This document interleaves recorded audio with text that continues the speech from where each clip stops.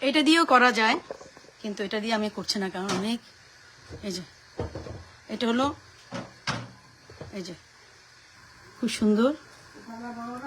হ্যাঁ আম্মা, ওটা খুব সুন্দর বেতের।